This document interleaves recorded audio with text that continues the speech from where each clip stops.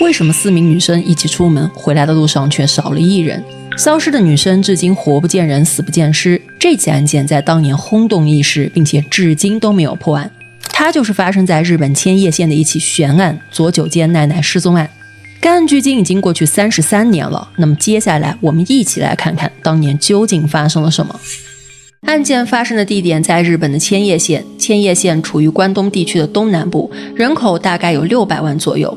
案件的主人公名叫佐久间奈奈，她出生于1978年，因为父母离婚了，小奈从小就跟着母亲以及外婆一起生活在千叶县若叶区大宫台的一间公寓里。1991年的时候，小奈刚满13岁，她来到千叶市立大宫中学读1年级。由于小奈性格乖巧又随和，所以她在学校里人缘特别好，有很多关系要好的同学。最近一段时间，学校要举行期中考试，小奈和班里的3位女同学约定好，考试结束后就一起出去玩。然而，也就是在那天晚上，发生了一件不可思议的事。1991年10月26号，这一天是周六，期中考试刚结束，几个女孩决定好好放松一下。小奈一大早就从家里出发，去和3位同学会合。他们在外面疯玩了一整天，眼看着就快到晚饭时间了。但几个女孩觉得还没有尽兴，于是她们提议晚上再出来玩一会儿。这个时候，小奈表示，今天母亲要上夜班，一整夜都不会回家，家里只有外婆一个人，不如就去她家接着玩。小伙伴一听非常高兴，临近傍晚的时候，小奈带着其他3个同学骑着自行车来到家里。外婆很热情地招待了他们，给他们准备了一顿丰盛的晚餐。由于外婆年纪大了，吃过晚饭后就回房间休息了。几个孩子睡意全无，他们凑在一起，好像永远都有讲不完的话题。不知不觉，时间就来到了深夜，晚饭都消化的差不多了，女孩们都觉得有点饿，但厨房里没有多余的食物，小奈的外婆也睡着了。几个女孩有些沮丧，这个时候，小奈提议说可以去外面的便利店买点吃的。大家都觉得这个主意不错，于是4个女孩就一起步行出门了。当他们赶到附近的便利店时，发现这家店已经关门了。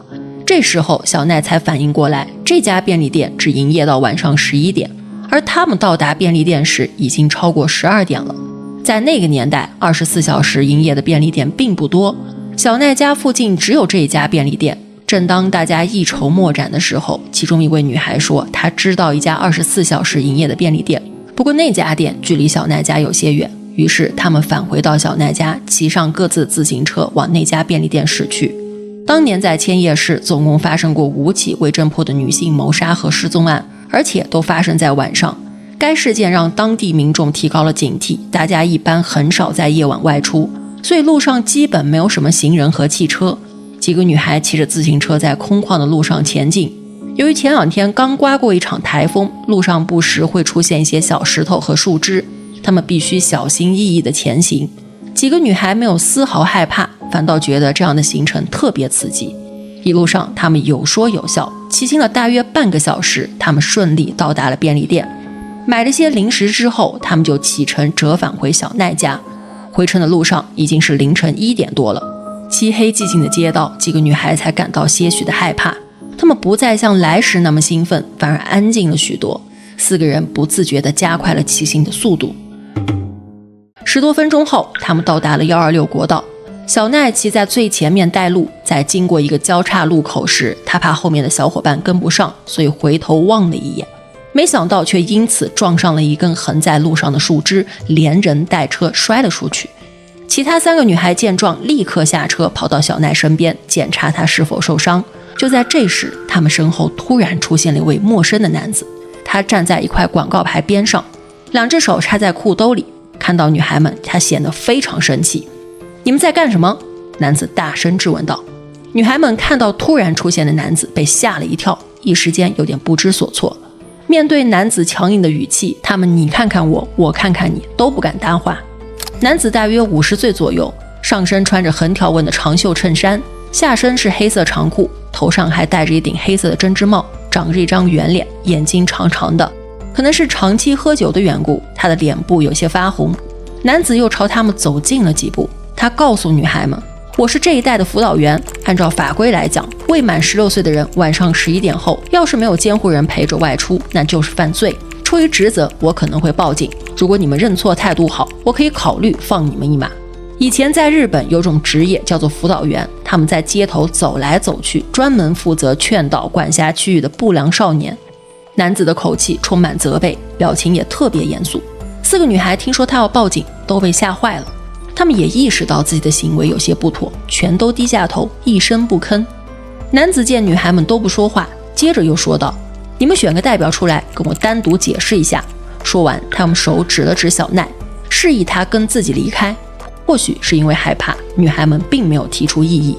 小奈乖乖地跟在了他的身后，径直向旁边的一条小路走去。3个女孩愣愣地站在原地，心里想着等小奈解释清楚，应该就没事了。谁知男子走了几步，突然扭过头告诉他们：“你们不用等了，赶紧回家去。”说完就继续带着小奈往前走。有个女孩看着小奈倒在路边的自行车，她鼓起勇气问男子：“那她的自行车怎么办？”男子头也不回地说道：“我会用卡车来运走。”3个女生不敢多做停留，她们听了男子的话后，就骑上自行车先往小奈家去。她们单纯的觉得那个男人就是带着小奈去了解一下情况，他应该很快就能跟上。女孩们一边骑车一边等着小奈，直到3人来到小奈家门口，也没看到小奈的影子。他们没有小奈家的钥匙，也不敢叫醒小奈的外婆，更不敢分头回家，毕竟时间已经很晚了。他们就只能等在门口，盼着小奈能早点回来。这些女孩们不会想到，这一晚竟是她们最后一次见到小奈。3个女孩一直在小奈家门口等到了深夜，突然她们反应过来，事情好像不太对劲。没有人知道那名陌生男子到底是不是真的辅导员。男子没有说过自己的名字，他甚至没有出示过证件。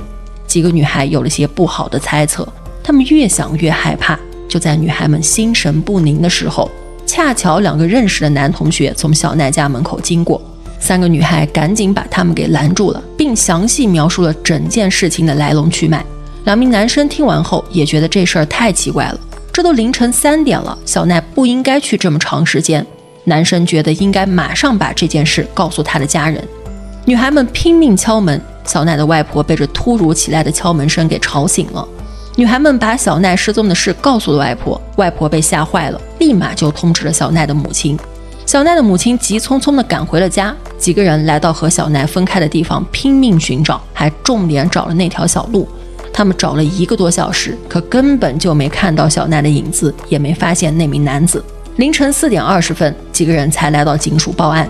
接到报案后，警方沿着他们骑行的路线一路查找。小奈离开的那条小路很窄，入口处有一棵大树，周围全是茂密的杂草和树林。小路上有一家汽修厂，不过当天晚上厂里没有工人。经过修理厂往前走是一条宽敞的马路，旁边有不少的住户。警方顺着这条路进行了细致的搜索，同时也对附近的住户进行了走访，希望能得到一些有价值的线索。但事发的时候已经凌晨1点多了，大多数人都已经休息了，所以警方得到的线索特别有限。大家都说没有见过小奈和那个神秘男子，也没有听到异常的声音。那时候街边的住户基本上都没有装监控，所以想找到有效的线索特别困难。第2天，警方根据3个女孩的描述绘制了一张嫌疑人的照片，并且把小奈的照片也放了上去，上面记录了2人的外貌特征。警方和小奈的家人在人口密集的地方大量发放，终于在几天后陆续有目击者给警方打电话。有个司机说，当天凌晨1点30分左右，他曾在那个交叉路口不远处看到一个10几岁的女生和2名男子在一起。后来经过警方查证，这个男子所说的地方距离小奈被带走的地方大概有260米。还有一位目击者表示，大约在凌晨4点，他曾在事发地看到一名女生和一名男子朝不远处的住宅方向走去。后来警方对这个小区进行了调查，但依然没有找到任何有价值的线索。对于小奈失踪的案件，好多人都怀疑带走她的人是个卡车司机，否则他怎会脱口说出我会用卡车把自行车拉走。也有人怀疑小奈的失踪和她的3个女同学有关，不然为何其他人都没有出事，只有小奈失踪了呢？还有那2名男同学半夜经过小奈家门口，恰巧又有目击者在附近看到2个男孩跟1个女孩，这个情况未免也太过巧合。2006年的时候，这起案件就已经达到刑事追诉期了，可他的家人从未放弃寻找他，小奈就像人间蒸发了一样，活不见人，死不见尸。如今他母亲已经搬回老家居住，不过和小奈一起生活的那所房子他还在继续交租。他怕有一天女儿回来时找不到家。如今距离小奈失踪已经过去33年，不知道你们认为他是不是还活着？会不会哪天突然有奇迹发生，他就回来了呢？